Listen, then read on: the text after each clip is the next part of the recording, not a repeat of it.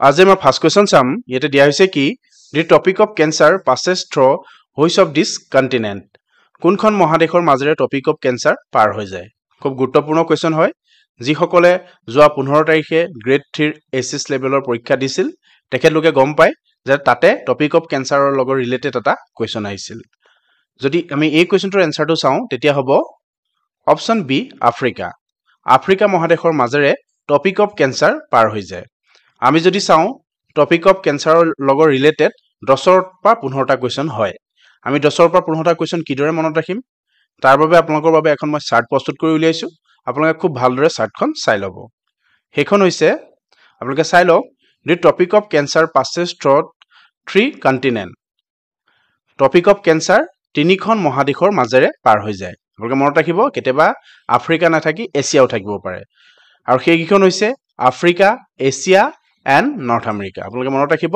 Topic of cancer তিনিখন মহাদেশৰ মাজেৰে পাৰ হৈ যায় আৰু সেইখন হৈছে Africa Asia and north America আমি যদি চাওঁ আফ্ৰিকা এছিয়া এণ্ড নৰ্থ আমেৰিকাৰ কোন কোন দেশৰ মাজেৰে টপিক অফ কেন্সাৰ পাৰ হৈ যায় তেনেকেও কেতিয়াবা কোৱেশ্চন আহিব পাৰে সেইবাবে আপোনালোকে ইয়াত আফ্ৰিকাৰ মাজেৰে পাৰ হৈ যোৱা দেশকেইখন আপোনালোকে চাই ল'ব লগতে এছিয়াৰ যিখন দেশ আছে সেইখনো আপোনালোকে চাই ল'ব লগতে নৰ্থ আমেৰিকাৰ কিখন দেশ আছে সেইখনো আপোনালোকে খুব ভালদৰে চাই ল'ব পাৰে যদি আপোনালোকে এই পেজটো এটা স্ক্ৰিনশ্বট মাৰি ৰাখিব আপোনালোকে পৰীক্ষালৈ যোৱা আগমুহূৰ্তত এবাৰ চাই যাব ইয়াৰ পৰা হয়তো এটা নহয় এটা কোৱেশ্চন আহিব পাৰে নেক্সট চাম আমি ইয়াতে দিয়া হৈছে কি the strait of Gibraltar connect the Atlantic ocean to which sea Gibraltar জলদ্বীপে আটলান্টিক মহাসাগৰক কোনখন সাগৰৰ সৈতে সংযোগ কৰে খুব গুৰুত্বপূৰ্ণ কোৱেশ্চন হয় আৰু এই কোৱেশ্চনটোৰ শুদ্ধ এনসাৰটো হ'ব অপচন এ মেডিটেৰিয়ান সি Gibraltar জলদ্বীপে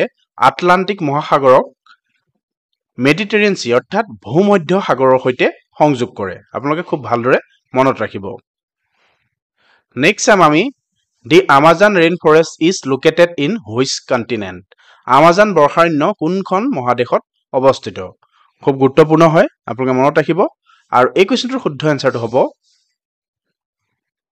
option C South America Amazon বৰ্ষাৰণ্যখন সাউথ আমেৰিকাত অৱস্থিত নেক্সট চাম আমি what is the largest country by area in the world ক্ষেত্ৰফল অনুসৰি বিশ্বৰ সৰ্ববৃহৎ দেশখন কি আপোনালোকে হয়তো সকলোৱে জানে ক্ষেত্ৰফল অনুসৰি অৰ্থাৎ আয়তনৰ ক্ষেত্ৰৰ ফালৰ পৰা বিশ্বৰ সৰ্ববৃহৎ দেশখন হৈছে অপচন ডি ৰাছিয়া নেক্সট চাম আমি the largest country in South America by area is ক্ষেত্ৰফল অনুসৰি দক্ষিণ আমেৰিকাৰ আটাইতকৈ ডাঙৰ দেশখন কি আমাক যদি দক্ষিণ আমেৰিকাৰ কথা সোধে তেতিয়া হ'ব অপচন বি ব্ৰাজিল ক্ষেত্ৰফল অনুসৰি দক্ষিণ আমেৰিকাৰ আটাইতকৈ ডাঙৰ দেশখন হৈছে ব্ৰাজিল নেক্সট চাম আমি ইয়াতে দিয়া হৈছে কি the island of Madagascar is located in which ocean Madagascar দ্বীপ কোন মহাসাগৰত অৱস্থিত খুব গুৰুত্বপূৰ্ণ হয় আপোনালোকে মনত ৰাখিব এই মাডাগাস্কাৰ দ্বীপটো অৱস্থিত ইণ্ডিয়ান অ'চেনত so option C is the correct answer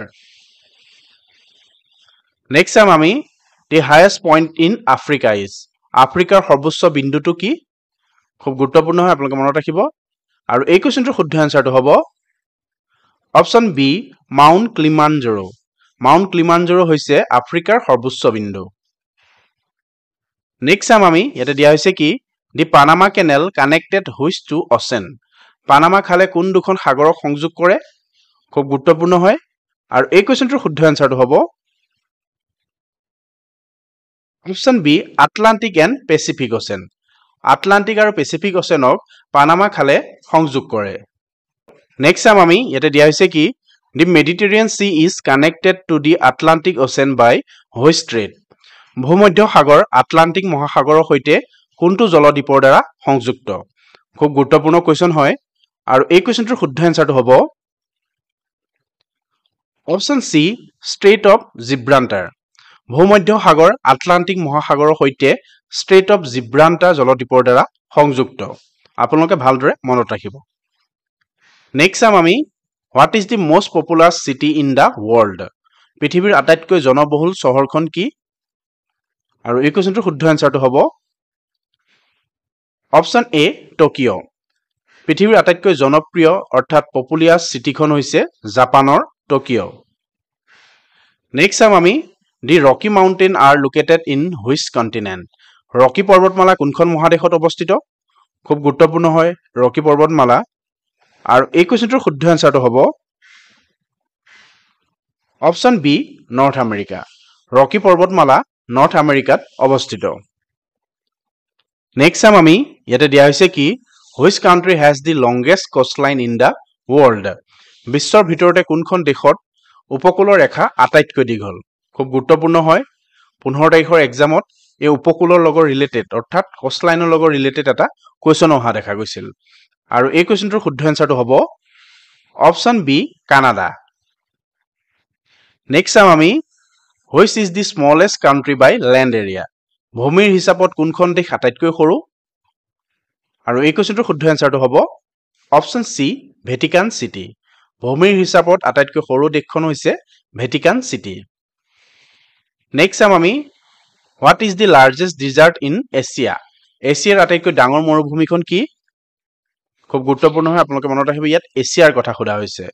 আৰু এই কুৱেশ্যনটোৰ শুদ্ধ এনচাৰটো হ'ব অপশ্যন এ গোবি ডিজাৰ্ট অৰ্থাৎ গোবি মৰুভূমিখন হৈছে এছিয়াৰ আটাইতকৈ ডাঙৰ মৰুভূমি। নেক্সট চাম আমি ইয়াতে দিয়া হৈছে কি what is the southernmost continent on earth. পৃথিৱীৰ আটাইতকৈ দক্ষিণৰ মহাদেশখন কি? খুব গুৰুত্বপূৰ্ণ হয়। আৰু এই কুৱেশ্যনটোৰ শুদ্ধ এনচাৰটো হ'ব অপশ্যন এ এণ্টাৰ্কটিকা। পৃথিৱীৰ আটাইতকৈ দক্ষিণৰ মহাদেশখন হৈছে এণ্টাৰ্কটিকা মহাদেশ। নেক্সট চাম আমি ইয়াতে দিয়া হৈছে কি which of these countries is landlocked. তলত উল্লেখ কৰা কোনখন দেশ ভূমি আবদ্ধ দেশ যাক আমি লেণ্ডলক কাণ্ট্ৰিজ বুলি কওঁ। আৰু এই কুৱেশ্যনটোৰ শুদ্ধ এনচাৰটো হ'ব অপশ্যন বি মংগোলিয়া। আমি যদি চাওঁ লেণ্ডলক কাণ্ট্ৰিজ বহুকেইখন আছে। ইয়াতে সেইখন চাৰ্টখন দিয়া নহ'ল কি কি লেণ্ডলক কাণ্ট্ৰিজ আছে। আমি যদি পাৰোঁ নেক্সট ক্লাছত আপোনালোকক গোটেইকেইখন লেণ্ডলক কাণ্ট্ৰিৰ বিষয়ে অৱগত কৰাম। নেক্সট চাম আমি ইয়াতে দিয়া হৈছে কি which of the following reverse is located in south America. তলত উল্লেখ কৰা কোনখন নদী দক্ষিণ আমেৰিকাত অৱস্থিত? খুব গুৰুত্বপূৰ্ণ হয়।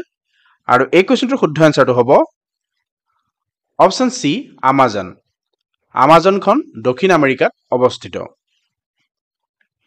নেক্সট চাম আমি which is the largest country in Africa by land area. ভূমিৰ হিচাপত আফ্ৰিকাৰ আটাইতকৈ ডাঙৰ দেশখন কোনখন? আপোনালোকে মনত ৰাখিব ভূমিৰ হিচাপত আফ্ৰিকাৰ আটাইতকৈ ডাঙৰ দেশখন হৈছে অপশ্যন এ আলজেৰিয়া।